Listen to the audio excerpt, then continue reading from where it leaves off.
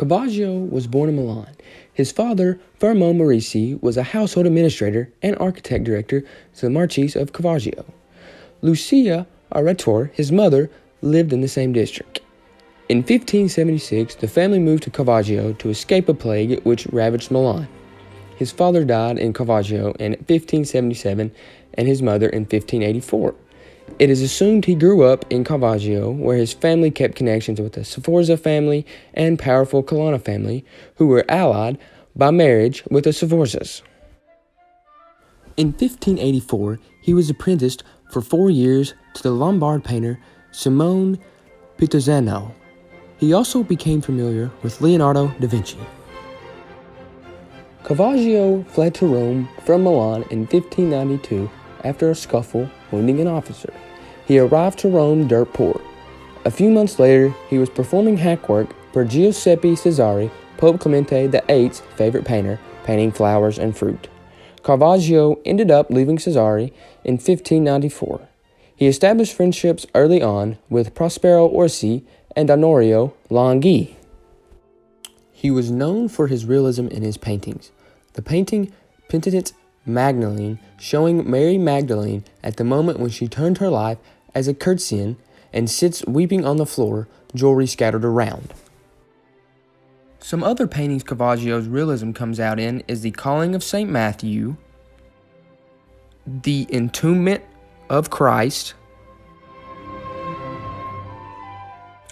the Beheading of St. John the Baptist, and the Conversion of St. Paul. He preferred to paint his subjects as the eyes would see them, with all their natural flaws and defects instead of idolized creation.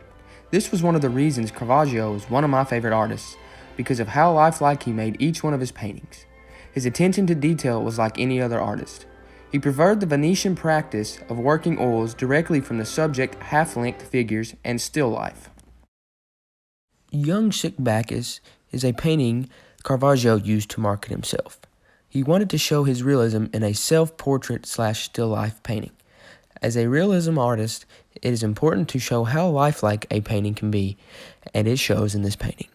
The way his clothing is folded or the wrinkles in his skin show just how much attention to detail he puts in his painting.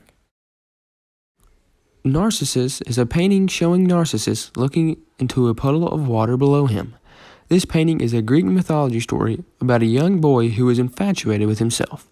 One day he came across his reflection in a pool and fell in love with himself. Narcissus stayed beside the stream to look at himself, neglecting to eat or drink. As he passed, his body turned into a yellow flower. Caravaggio was notorious for brawling. The transcript of his police records and trial proceedings fill several pages. On May 29, 1606, he killed a man named Renacio Tomasani. His high-placed patrons protected him from the consequences, but this time they could not. He fled to Naples, where the Colonna family could protect him. Once again, he left Naples for Malta to hopefully secure pardon for Tomasani's death. They were so impressed with his art that they inducted him as a knight.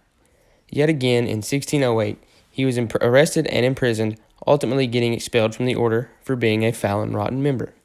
He escaped to Sicily with his friend Mario Minetti. After 9 months in Sicily, he went back to the Colonna family to secure his pardon from the Pope and return to Rome. In Naples, there was an attempt to kill him, but he made it out alive, with a serious disfigured face. The summer of 1610, he took his boat to receive the pardon, carrying the last 3 paintings, gifts for Cardinal Sisipone. This is where it gets confusing, because a private newsletter comes out to say he died on July 28th. Then they come out to say that he died of fever 3 days before July 28th. No body was ever recovered. To many, Caravaggio is just your ordinary Italian painter depicting flowers and fruits.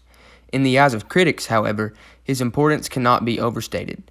Many have labeled him history's first modern painter, a pioneer of realism whose techniques transformed the course of 17th century art.